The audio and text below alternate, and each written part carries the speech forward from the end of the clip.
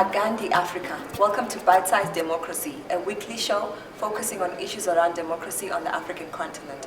Our show gives you a snapshot of what's happening in Africa in fun, informative bite-sized segments. Please do join us in conversation. Please follow us on Twitter at Afrique_Democratic, and please do like our Facebook page, African Democratic Institute, #BS Democracy. On our show today is Nathalie Mkundane, who is the Deputy Chairperson of the African Youth Commission. Hi Nathalie, welcome to the show. Hey, thank you for having me. It's a pleasure to be here. Can you tell us a little bit more about yourself? Well, I'm Ugandan, 23 years old. I studied in Uganda all my life, but did my law degree for 3 years in Mauritius at University of Middlesex. Then I moved to Nairobi, where I am now working on a project to create a platform for marketing professionals across Africa. Then I co-found an NGO called Young and Rich Africa. So while we're doing research, because we help students get scholarships, that's how I came across African Youth Commission. And I realized that its objectives were in line with what we're doing.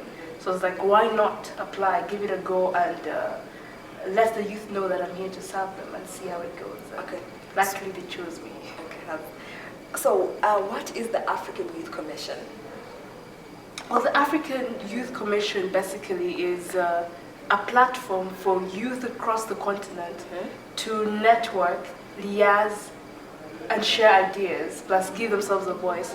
Because the way it is right now, the way the system of redress is structured, we have the African Union, and we have the PYU, the Pan-African Youth Union, and we have the National Youth Councils. So let's say a youth in a country has an issue. They have to first take it to the National Youth Council, then the PYU, then later on it goes to the African Union. So people have been complaining that the system has been very bureaucratic. Their issues are not heard.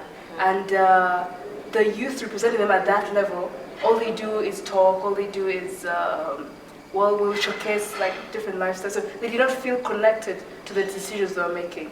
So African Youth Commission came in to fill that gap, to include all other youth at grassroots levels and give them an opportunity to participate in the decision-making process. So it's AYC is that gap between the National Youth Councils and PYU. Okay. So after meeting and sharing ideas, what next? What are your objectives? Well, that is why we're affiliated to the African Union and PYU personally. So the reason we elected the first executive council is to be able to table those issues, to be able to go to those countries and meet those youths, so that we can be able to have that sort of diversity in views. Because youth in West Africa don't know what's going on in East Africa. Youth in East Africa don't know what's going on in Southern Africa. But if we have a network and we all know what's going on within our own countries, then we're able to help ourselves. We're able to share ideas. We're able to gather resources like never before. Okay, so how did you get involved in the AYC, and how does one get involved in the AYC? Personally, like I already said,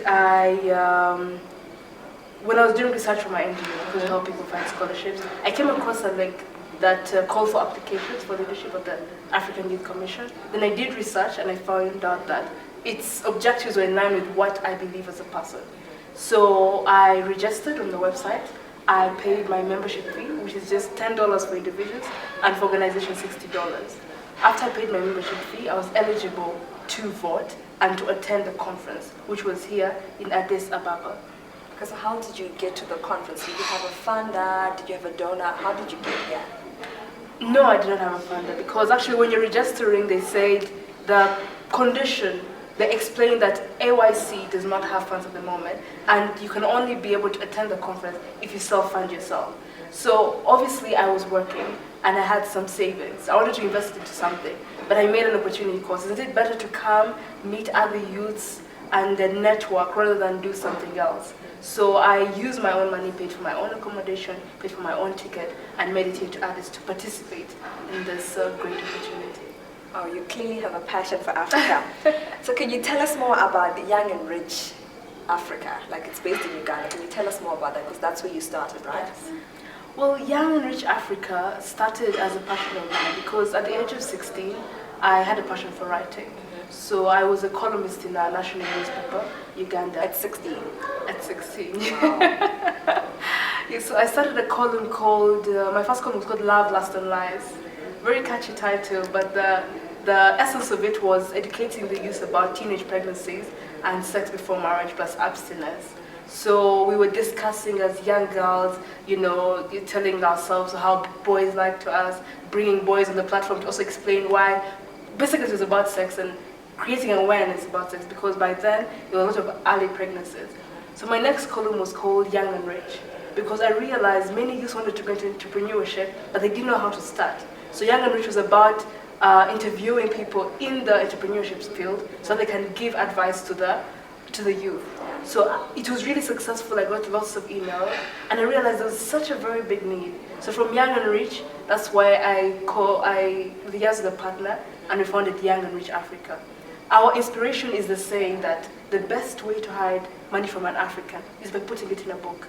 We find that ridiculous, insulting, and preposterous. Yes. Because personally, I am where I am today because of the books I read. I sought knowledge, and that knowledge has pushed me to where I am today.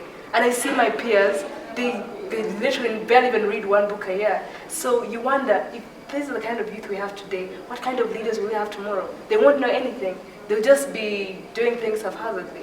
So Young and Rich was inspired to teach personal development and financial literacy, because they're not in the syllabus, and these are two vital things for an individual's success. That was the inspiration behind it. Okay, you also mentioned that you came here using your own funding, which means you also work on the side. You have a job. Besides having a passion for young people in Africa, you also have a job. Can you tell us more about that? Okay, so my job, when going to Mauritius, I come from a middle-class family, so it was very tight. And of course, to get rent and money, I had to do a side job. So on top of, I did some bit of waitressing around, but then I found a company, it was called Marketing Mag, it had a magazine. And I was like, oh, I was a columnist in Uganda, can I write articles for your magazine? So I was like, sure. So I went on board, they loved me. After I graduated, they're like, okay, why don't you come on board and do this bigger project? Help us create a platform for marketing professionals across Africa. So luckily I was hired, and that's how I got the job. So yeah, and the job it's in sync with my vision for Africa, because we're trying to standardize the marketing industry. And if we do that, it will be beautiful for the continent, because young people have businesses, but they're not able to market their products.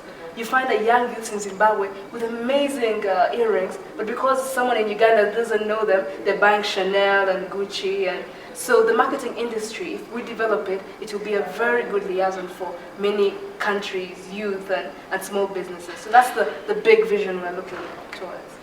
I think your passion for people is clear. Your passion for Africa, the fact that you have a job on the side. When you're in office and you're a politician, you're there just to serve the people, because you have another stream of income. Anyway, just my last question to you. Okay. What are your hopes and aspirations for the AYC? My hopes and aspiration for the AYC, because we have a 2-year term, is to first of all give it a structure, bring partners on board. Because what really hurt me was to see people apply for this conference, but people not being able to make it.